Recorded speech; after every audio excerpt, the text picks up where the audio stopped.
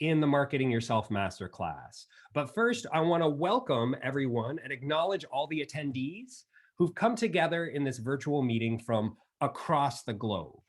For those who don't know me, my name is Caelan Huntress. I'm an American immigrant to New Zealand, which means I'm descended from generations of immigrants who have left their homeland to seek better fortune across the sea. I'm broadcasting to you today from Oamaru on the South Island of New Zealand, and I'd like to acknowledge the hereditary keepers of this land, Aotearoa Te Waipunumu, and also to acknowledge our digital ancestors who built this virtual landscape, this metaverse that allows us to congregate across time and space. So thank you to those who came before us, and may we do good works together here today. So I'm going to be sharing a lot of interesting tools with you. If you need to take notes, go ahead and get your notebook ready. We're going to go through some really interesting topics here on one of my favorite topics, marketing yourself. I think marketing yourself is tough. It's not easy to be a personal brand because your brand is your personality, and your success and your failure feels like a success and failure of your personal self, not just your business, but your personal self. The way that you market yourself is unique to you. The things that help me grow a business are not going to be the same that help you grow a business. The way that you grow your popularity is going to be different than the way Stefan or Aaron or Jeanette or Wendy will grow their popularity, because we're all unique. So the challenges and the difficulties that we face are all going to be unique to us. But if we can overcome those challenges, then we can build a business that's unique to us, that helps us interact with the world the way that we can best serve the world and the way that we prefer. Now, when you're marketing yourself, it can feel like you're screaming into the void.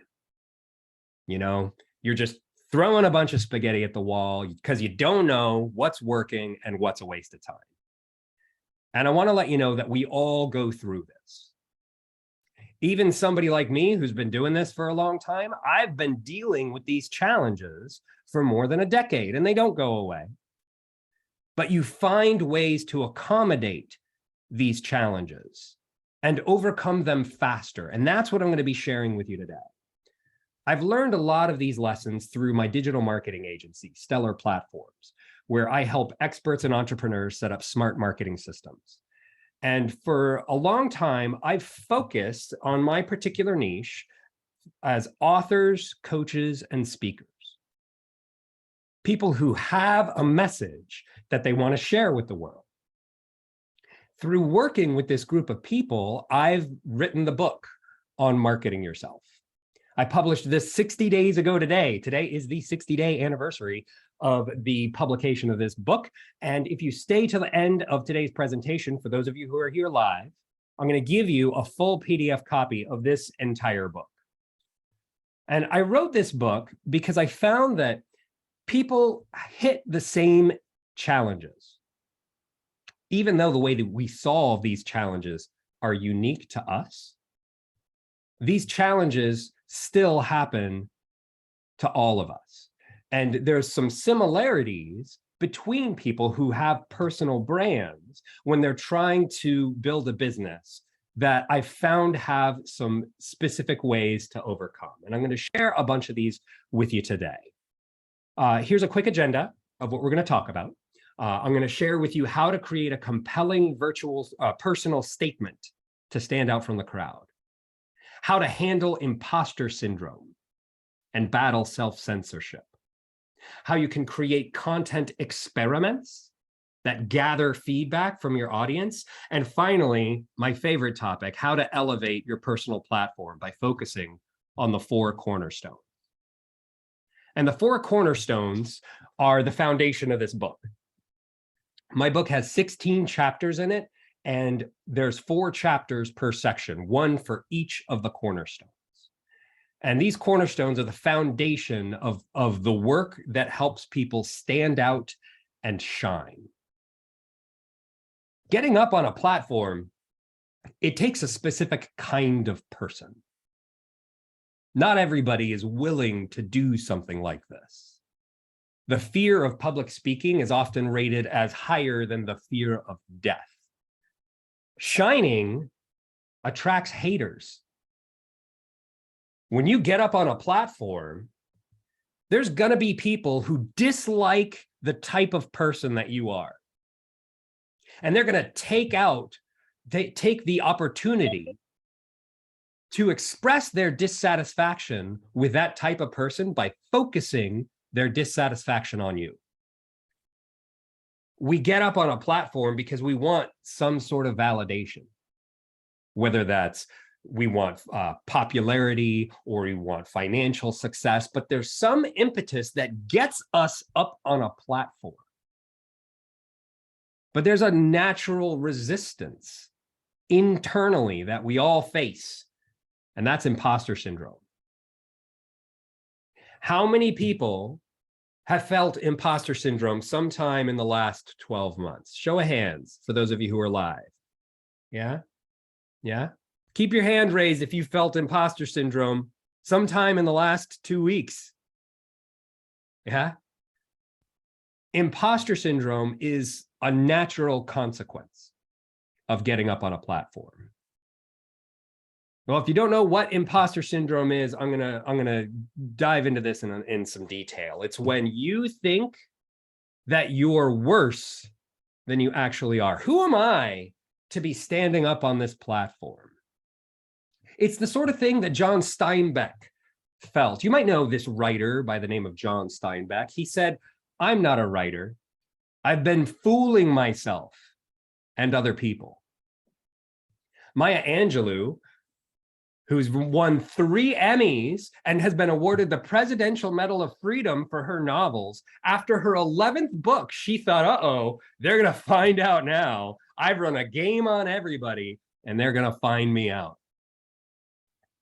Albert Einstein was very uncomfortable with the exaggerated esteem of his life work, and he felt compelled to think of himself as an involuntary swindler.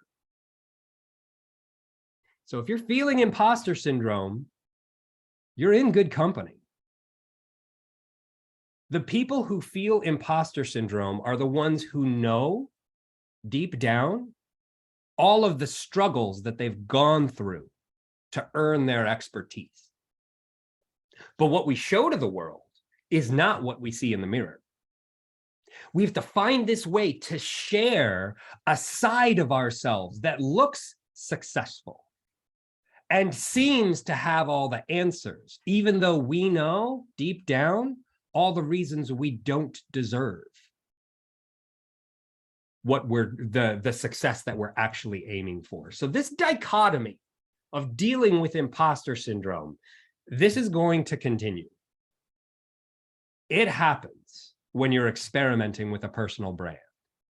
When you throw that spaghetti against the wall to see if something sticks, it might not work. But it's only through experimentation that we can discover what's actually effective. When I first started experimenting with my own personal platform, I put together a website about a real-life superhero character I'd created.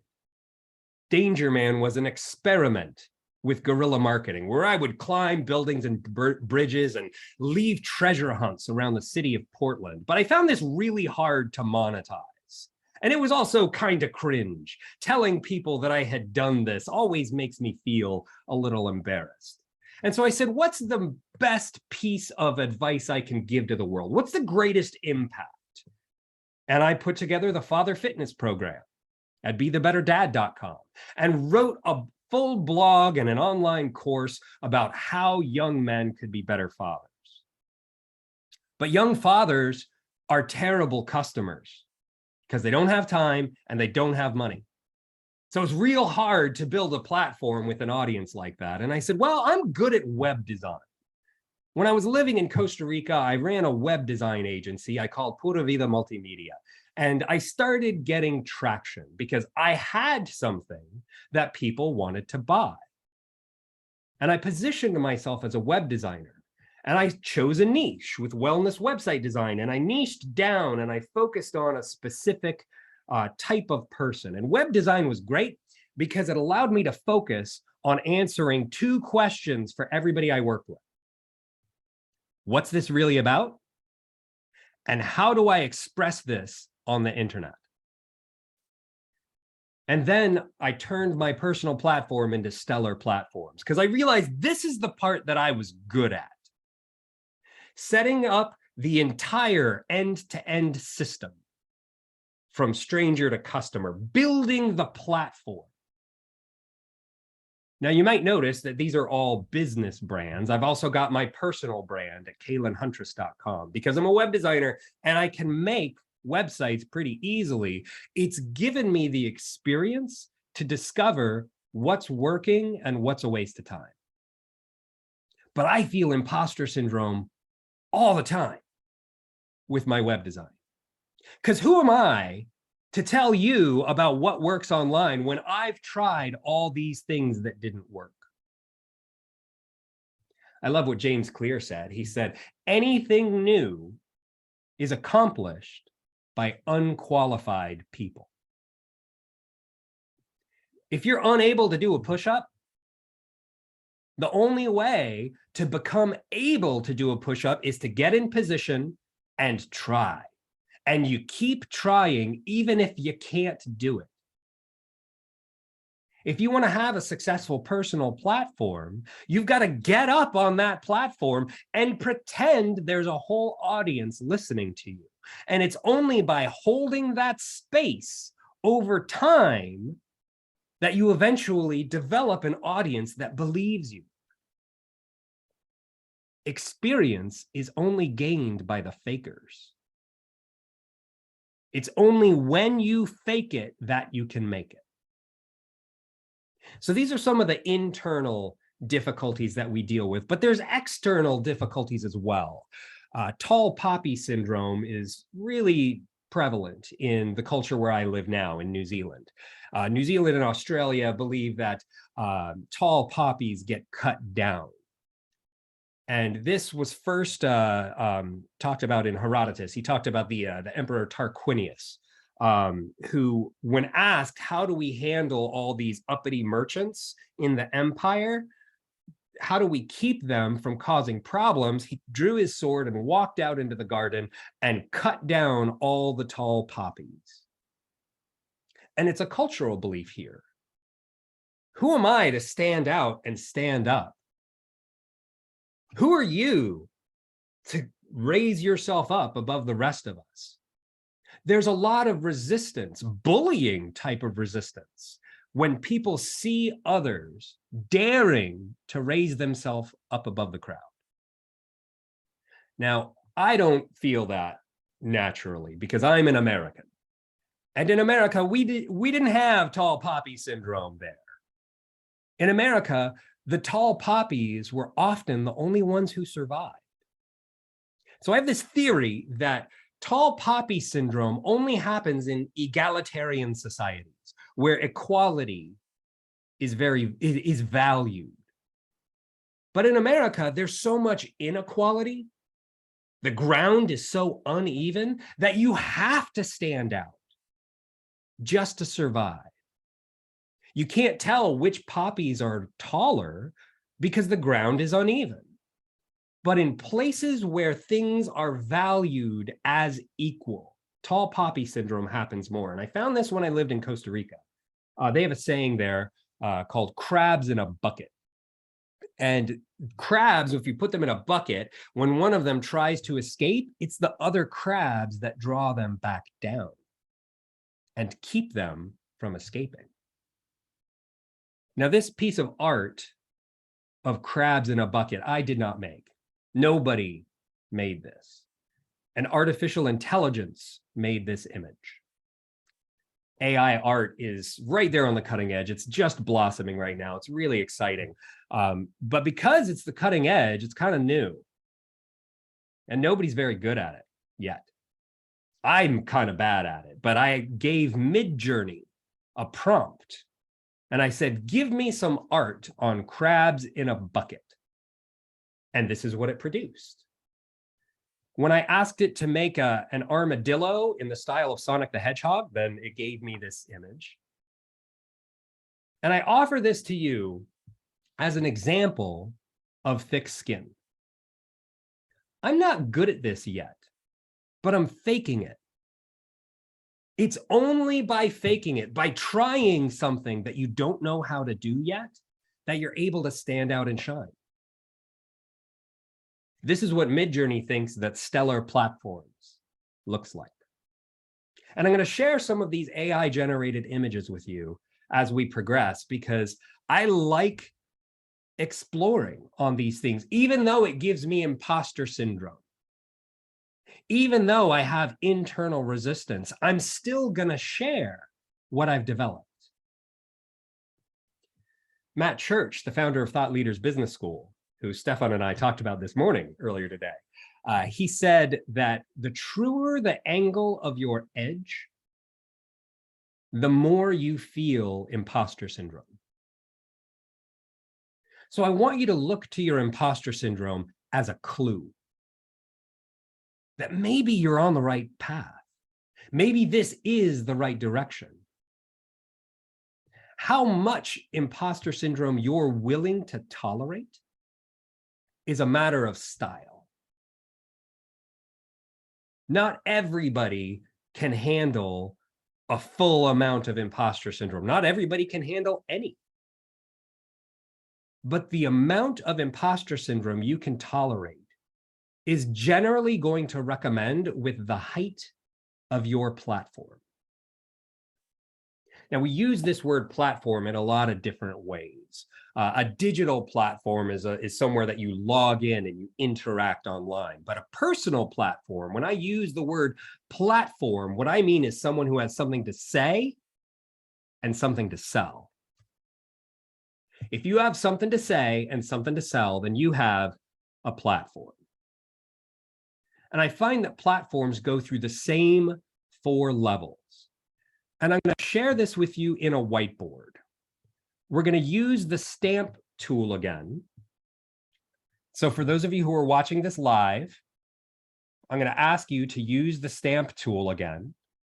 And for those of you who are watching this on the replay, just, let's watch how others rank themselves on the 4 levels of platforms. You don't need to do this yet. I'll tell you when we need to stamp, but just go ahead and open it while I share with you these 4 levels.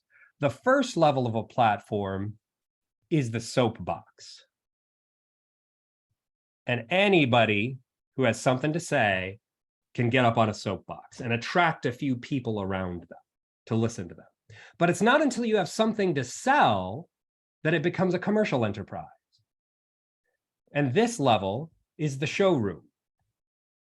When you're at a showroom level of a platform, your communications are focused around the things you have on offer and how people can buy from you. And a showroom is great because you can support a business and a lifestyle from a showroom. But the problem with a showroom is that it has a ceiling. You can only fit so many people in. The third level of a platform is the stage. And at a stage, you've exhausted your current audience, and you need to find other audiences to share your message with. And your systems do the selling for you. The fourth level of platform is the stadium. And when your platform is a stadium level, your moves move the market. Stadiums are exhilarating because you can see much farther and attract people from a long distance. But it's also farther to fall. So I want to know where you identify. Go ahead and put a stamp on the level of platform where you are right now. Are you at a stage?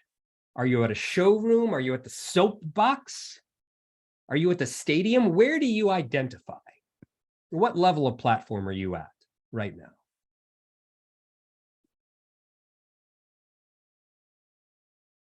Great. Great, a good spread. Yeah. So this is part of the reason why the way that we market ourselves is unique. Because we're all at different levels in our business, in our elevation, in our visibility. And so the things that are going to work at the stadium level, they don't work at the showroom level. One of the common mistakes I see is people trying to do stadium level activities while they're still on their soapbox. And this is how you know what's working and what's a waste of time, is to work on the level where you are. Now, the good news is, no matter what level of platform you have, the way that you elevate your personal platform is by focusing on the same 4 cornerstones.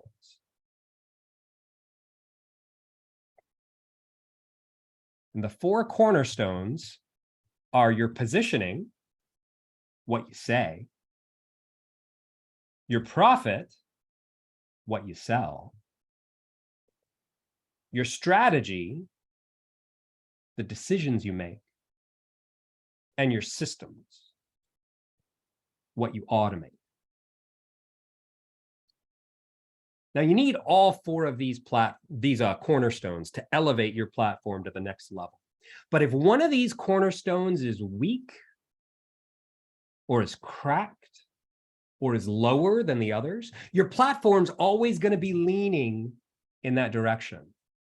That cornerstone's always going to be dominating your attention. And so I want to know, which one do you have the hardest problem with? Stamp an X on the cornerstone that gives you the most grief. The one that's always dominating your attention. You're always working on fixing the problems in that cornerstone. This is unique to each of us. There's no right answer, and there's no wrong answer, because we're all different. So give me a check mark on the one where you feel the strongest. Which cornerstone is working really well? You don't have to worry about that one because it works well. Yeah, a lot of the external cornerstones are easier. The positioning and the profit, the cornerstones that people can see. But it's those internal cornerstones, the ones at the back, that can often hold us back.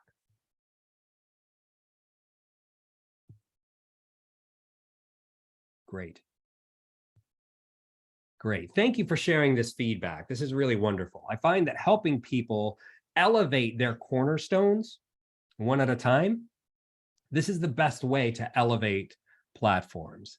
Hang on a sec. I don't want to put it over there. I'm going to put my slides back up over my shoulder, because what's the point of having a green screen if I can't do fun stuff like this, right? So I'm going to talk with you about the 4 cornerstones, and I'm going to go through these in turn. And we're going to talk about each one. And the one that you're struggling the most with, I want you to pay special attention to, because there might be something in there that you can apply to your business right now. But there's other cornerstones that still might be valuable for you 3 months, 6 months, 18 months down the line. And so the things that I'm going to share with you today, even if they're not applicable to where you are in your business right now, they might help you further along on your journey. So let's start with talking about positioning, what you say to the market. And I've heard some great advice here from Joss Whedon. Always be yourself, unless you suck. And this is actually really practical advice, because we have so many different facets of our personalities. The parts of ourselves that suck can repel people away, just as much as the parts of ourselves that are great can attract people to us. And counterintuitively, sometimes this reverses. Sometimes it's the parts of yourself that suck that actually attract people to you. And this causes a lot of confusion, especially when you're juggling both a personal brand and a business brand. I shared with you a bunch of brands at the beginning of the brands that I've used over time. And some of those brands I use concurrently. how to position myself in the marketplace, and which brands to use at which time can be very confusing. But I want you to remind you of what Alan Weiss says. He says, there is no brand as powerful as your own name.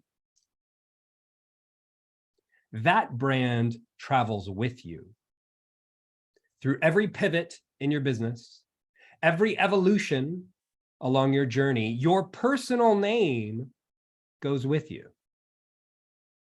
I have people that have been on my email newsletter list for 15 years, from when I was selling car insurance for a Fortune 100 company. I wore a tie to work every day. I had a normie job. And there are people who knew me back then who have been on my newsletter list for 15 years and seen all my evolution. If I limited myself to a business brand, those people wouldn't still be in my audience. It's because of my personal name I've been able to maintain a relationship with people across all of my pivots. Now, a brand used to mean a symbol seared into the side of a head of livestock. It denoted ownership. And over time, the word brand has evolved to refer to an umbrella of services and products that, for convenience, we call a brand. But we have this different use with personal brand, because it's not just the offers that you have, it's also the flavor of your personality. In his book, The Brand Gap, Marty Neumeier says that your brand should answer these 3 questions. Who are you? What do you do? And why does it matter? If your brand can answer these 3 questions, whether it's your personal brand or your business brand or both, then you have a brand that'll be effective in the marketplace.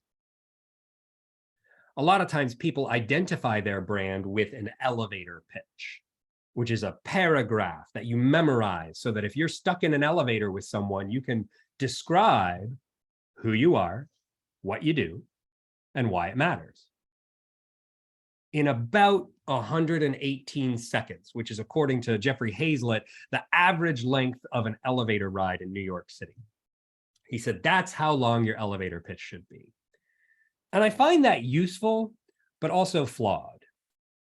Because in a couple of minutes, you can go off on tangents that aren't helpful, that are actually distracting. And we all have so many different facets to our personality that it often makes us feel that we have to stuff a lot into an elevator pitch. And so I find it's really useful to distill an elevator pitch down into a personal statement, something that you can fit on a sticky note.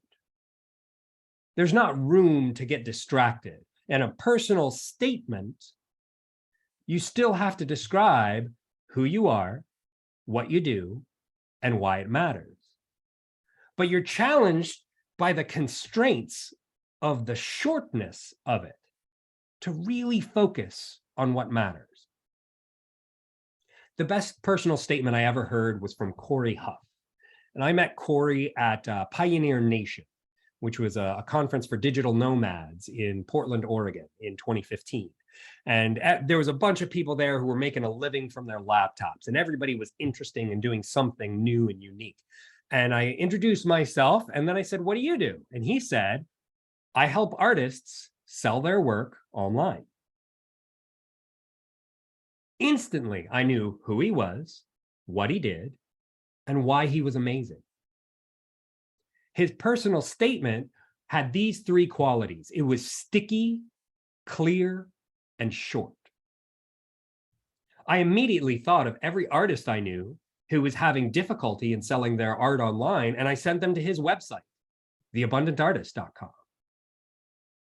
The reason why this personal statement was so effective is because it was easy to remember, easy to understand, and easy to endure. It was hard to forget, hard to complicate, and hard to interrupt. And so I want to invite you to write a personal statement in the chat box. Here's a formula you could use. You might already have one, But if you don't have a personal statement, just fill in the blanks here. Open up the chat box and write a personal statement that's sticky, clear, and short. I help these people dealing with this problem by this solution. Don't hit enter yet. I'm going to set a timer for 30 seconds. And at the end of the song, hit enter.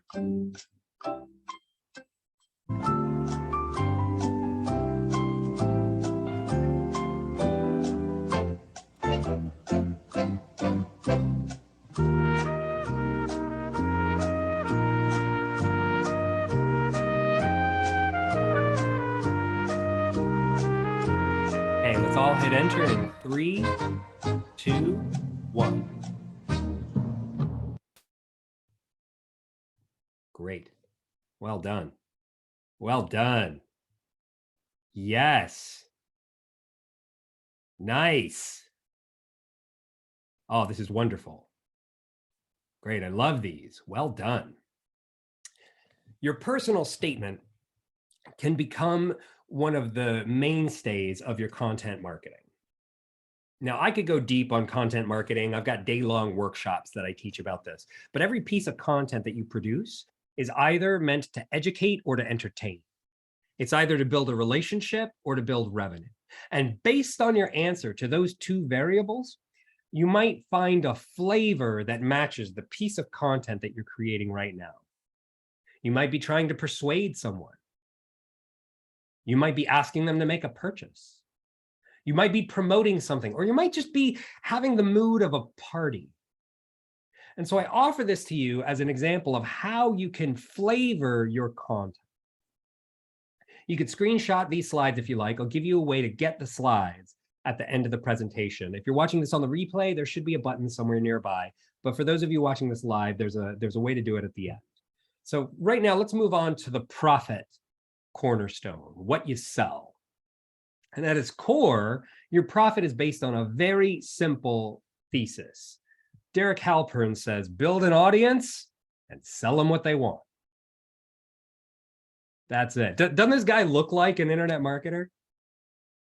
I love following internet marketers who have this mood because they don't care about any of the fluff or the fads. They focus on what works.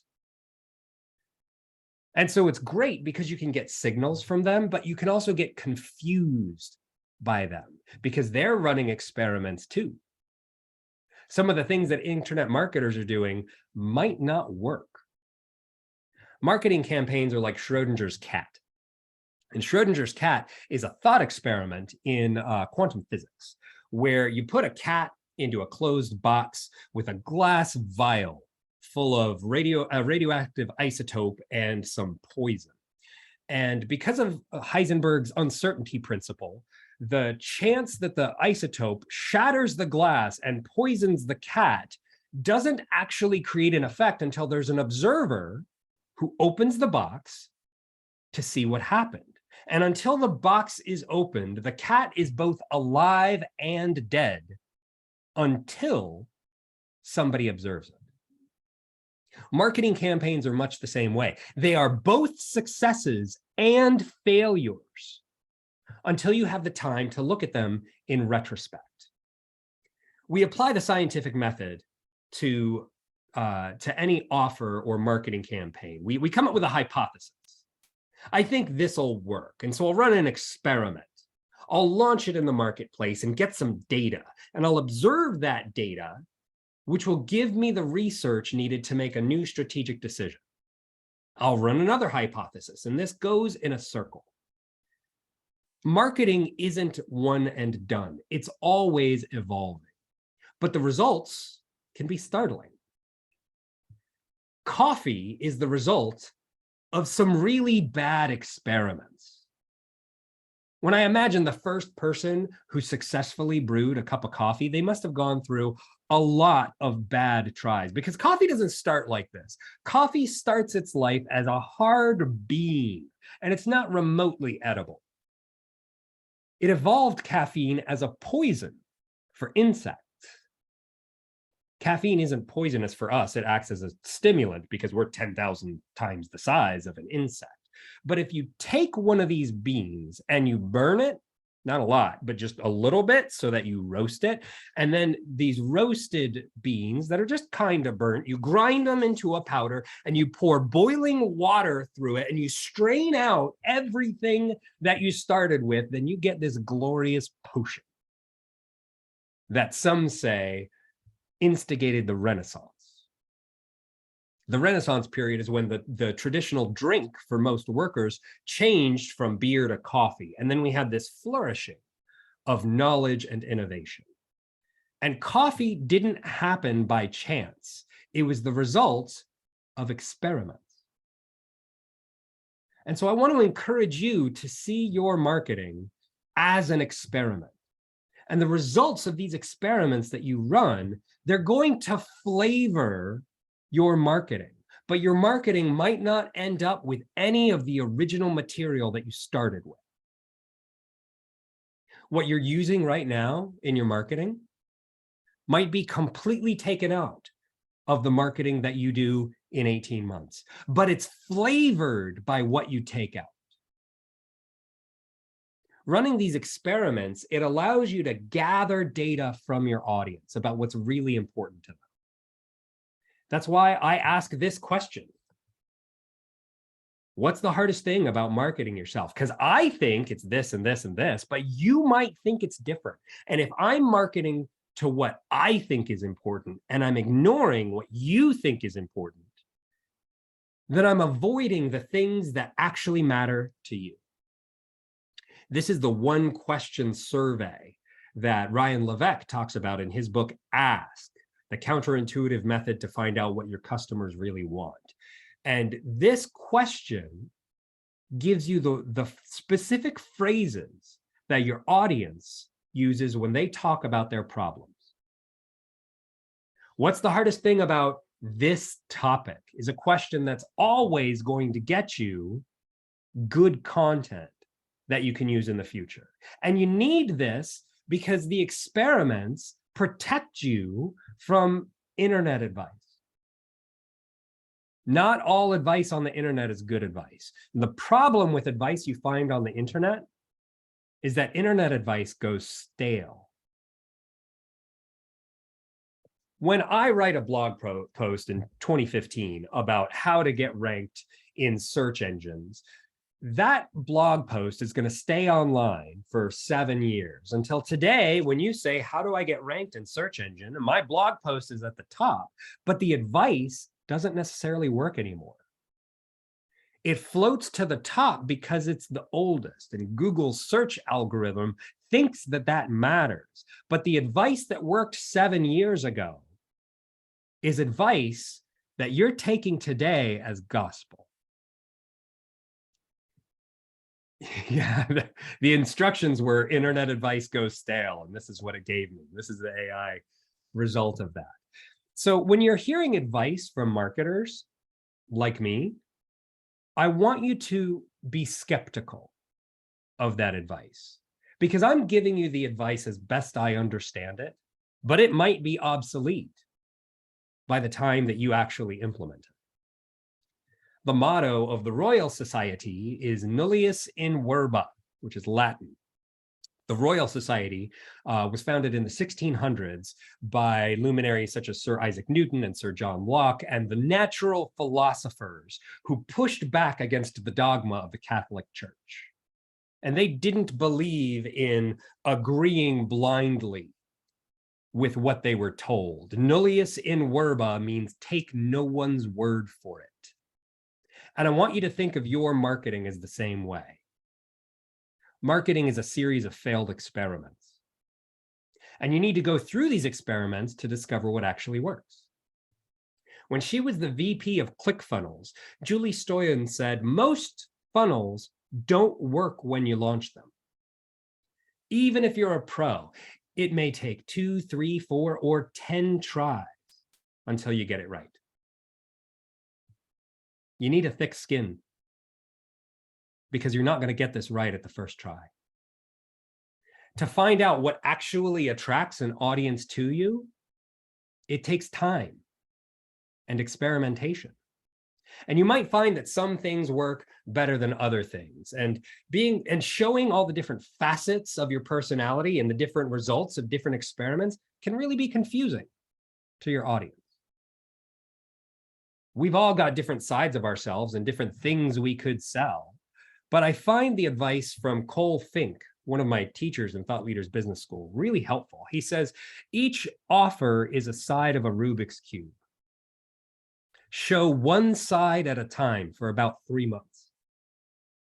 And if you want to pivot, show a different side and talk about that for about 3 months. And I've been talking about marketing a lot for the last couple of months because I just wrote this book. And I have a lot of knowledge on marketing. I've been staying on topic for a while. But I also have all this material I'm developing on playful productivity. And I gave a keynote last week to Community Waikato, and one of the members of the audience drew this sketch note of what she'd learned. Next month, in November, I'm writing my next book on playful productivity. I'm going to write 1,000 words a day during the month of November. That's my goal. And I'm going to talk about this later. I'm preserving this material and working in my workshop. But right now, what I'm sharing publicly is marketing, and I'm making a pivot consciously. And so I offer this to you as part of your strategy. Your strategy is going to change over time, and knowing how to pivot is essential. Strategy for personal brands relies on what makes you unique. If you can celebrate what makes you unique, it helps you stand out from the crowd because there's nobody like you. You might be the best person in the world at something, but I doubt it. Not many of us are in the top 10th of 1% at any one thing, but a lot of us are pretty good at multiple things. And sometimes this overlap is the best way to find your uniqueness. And I'll give you an example. Scott Adams is the author of the Dilbert comic strip. And he was on the Tim Ferriss show a number of years ago. I don't listen to the Tim Ferriss show, but I did read Tim Ferriss's book, Tools of Titans, where he gave the digest of the best 200 episodes on his show. And when he talked to Scott Adams said, I can draw well, but nobody would call me an artist. And I'm funny, but I'm no more funny than the average stand-up comic that never makes it big. There are not many people, he said, who can draw well and tell jokes. He's not in the elite class of the top 10th of 1% of art or of comedy, but he's in the top 25% of both. And there's very few people who have that overlap of being in the top 20% of two or more things. So maybe that's where your uniqueness is. When you find your uniqueness, the prevailing wisdom is not to show off too much. And Seth Godin talks about this in his book, The Icarus Deception. And the myth of Icarus is when he and Daedalus, who built the labyrinth on Crete, they wanted to escape. And so they built these wings made of feathers and wax.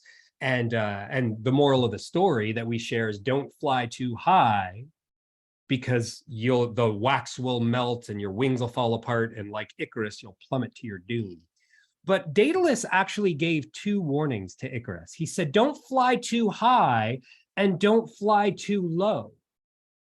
Because if you fly too low, the water will get caught in your wings and you'll plummet to your doom. We take the wrong message from the Icarus myth, and that's what this book is about. And there's a quote in there about from Michelangelo. He says, the greatest danger for most of us, not that our aim is too high and we miss it, but that it is too low and we reach it. Finding your message is often combining your mess with age. Your mess is a fundamental part of your message, but sharing it too early can turn your audience off. You might know Dave Ramsey. He writes a bunch of personal finance books. He's kind of controversial. He talks sometimes about this story about wanting to fill up his Jaguar with a tank of gas, and he didn't know if the credit card transaction would be declined. And he didn't follow his own advice. He didn't use the debt snowball that he tells people to. He declared bankruptcy, which is why some people have complicated feelings about him. But no matter how you feel about Dave Ramsey, I want you to imagine him telling you how to manage your money when he drove out of that gas station while he's in his mess. You're not going to take his advice very seriously. But if he looks back on that mess with distance, if his mess had taken some time to compost, you're more likely to listen to what he has to say. One of my teachers, Andrea Lita, says, I don't share my wounds, but I share the wisdom of my wounds. It's the difference between sharing a scar that's healed over and an open wound that still hurts.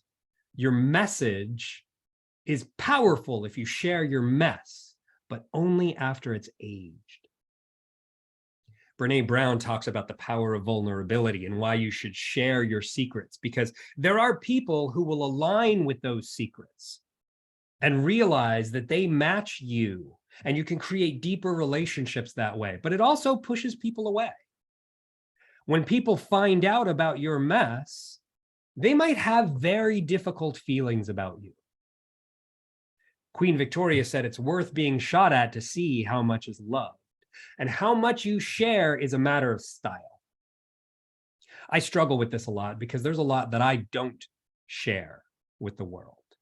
I keep a lot of secrets about my past and my beliefs. And I had asked Matt Church once, who's the founder of Thought Leaders Business School, which is a program I belong to. We were in a 3-day immersion where you get access to these high-level coaches and speakers and facilitators. And he had mentioned something in a keynote once about Matthew Church and how Matthew was different than Matt, the person he was privately versus the person he was publicly. And I asked him, how do you calibrate how much to share and how much to withhold? And he thought about it and he said, I ask myself, is this in service to the room? And if it's in service to the room, then share it. But if it's only in service to yourself, keep it secret. And I found this to be a very useful heuristic in deciding what to share and what to keep silent. So now I've got one more cornerstone to go through. I'm going to share the book, Marketing Yourself, the PDF at the end, before the top of the hour. Now, I love systems. I'm an ENTJ in Myers-Briggs, which is extroverted, intuitive, thinking, and judgmental. It's a rare personality type. About 3% of the population is ENTJ. And I love systems, whether we pick one entry point for content and then syndicate it across multiple platforms, or we decide to post individually in different social media channels. This is a matter of style and results. And the way that you set up your system is going to be different than anyone else who has a personal platform. But you're always going to struggle with how much to automate and how much to be authentic. I love sending handwritten notes because people see that I've taken the time and effort to communicate with them. But my friend Pete Laya, he got this fabricated note that was automated, and he could tell it was automated, but it feigned to be authentic and really turned him off. I find the 80-20 rule is really helpful here. Spend about 80% of your time on authentic communication, but that should only be 20% of what you publish. Spend 20% of your time on automated communication, and that should be 80% of what you publish. All of the content that you produce helps people go through the 4-step marketing cycle. People have to know you before they like you. They have to like you before they trust you, and they have to trust you before they're willing to buy from you. Every one of these steps is a transition point on the journey from stranger to customer. And you can measure all these transition points. I have templates that help you do that, because what gets measured gets managed. That's what Jim Rohn says. If you're not measuring your metrics, you can't manage your market. There was a study done of website inquiries, and they found that an average of 15% of website inquiries convert right away, but 50% convert within 18 months, which means there's a gap of 35% of website inquiries that will do business with you at some point in the future. That's why a sales funnel is so helpful, because you can manage that progression of people who will do business with you eventually. There was a study done by Campaign Monitor, and they found that for every dollar spent on email marketing, there was an average $44 ROI. And I love sharing this statistic as a digital marketer. But what I found really interesting was that 320% more revenue is driven from automated emails as opposed to non-automated emails. It's your onboarding series that helps people go through this progression and make a decision to buy. Now, I'm going to give you this book in just a minute. This is the top of my sales funnel, giving people either a chapter, like you can get if you're watching this on the replay, or sometimes the whole book as a way to introduce people to my work and nurture a relationship over time. But there's things that I have to sell further down the pipeline. And that's what I'm going to talk with you about right now. These 4 cornerstones correspond to the Cornerstone workbooks, which is a collection of material that I've developed over the last 12 years.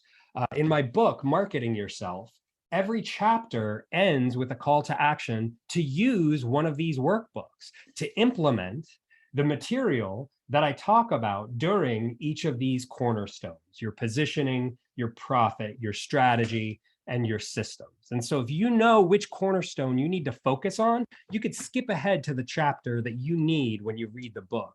But if you want to implement these concepts, then I invite you to do this using a Pomodoro technique.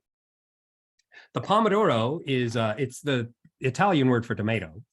And the Pomodoro is spending 25 minutes working on a specific action while you spend 5 minutes breaking, and you go back and forth. And I find that spending 25 minutes twice working on any one of these workbooks will help you work through this material.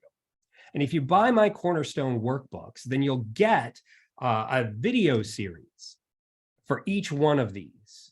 I have a short 3 to 5 minute video that tells you how to use one of these workbooks, and a Pomodoro video that's 55 minutes long. So you could pick one of these workbooks and spend about an hour working through this material. Now, if you want to create repeatable systems that deliver authentic messaging that converts your leads into customers automatically to free you up to do your best work, then you can do this with me in the Marketing Yourself Intensive. This is a program that I run for 6 weeks. And the first session is the last week of October. And it goes from the last week of October to the first week of December. And if you watch this far in the presentation, you're probably interested in elevating your personal platform. And so I want to invite you to go to marketingyourselfbook.com/intensive and apply for this program. It's by application only, and you have to apply and be approved, and there's limited enrollment.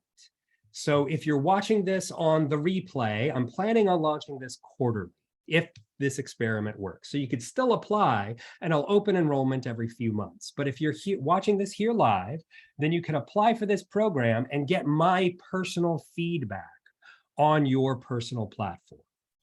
And so I'm going to put some links here in the chat box. And this first link is for the Cornerstone workbooks. If you just want access to my templates and material because you want to work on your personal platform, feel free to do that. If you want to join the Marketing Yourself Intensive, then you can apply so that we can, and then you'll get access to my scheduling calendar, and we'll have a chat and we'll go over the specifics of the program. And if it's a match, I'll extend an invitation to you to join. I've got 2 links for the PDF and the EPUB version of my ebook. It's the full book if you're watching this live. If you're on the replay, the link will get you the first chapter. And then the final link is for a survey. I'm happy to give you the slides from today's presentation. The only thing I ask is that you give me some feedback and let me know how I did. You could fill out this survey anonymously if you like, but if you aren't on my newsletter list, this is a good way to subscribe to my newsletter. My goal in producing this material and writing this book is to help you stand out and shine. And so I hope I've been able to give you some knowledge that you might be able to apply to your own personal platform. We've reached the end of our hour today. So if you need to skedaddle, you can hop off. But if you'd like, I'm going to stick around for 10 minutes so that if anybody here live would like to stay around with me, I'm going to stay here for some Q&A. So for those of you who have to leave, thanks so much for spending this time with me today. And have fun out there.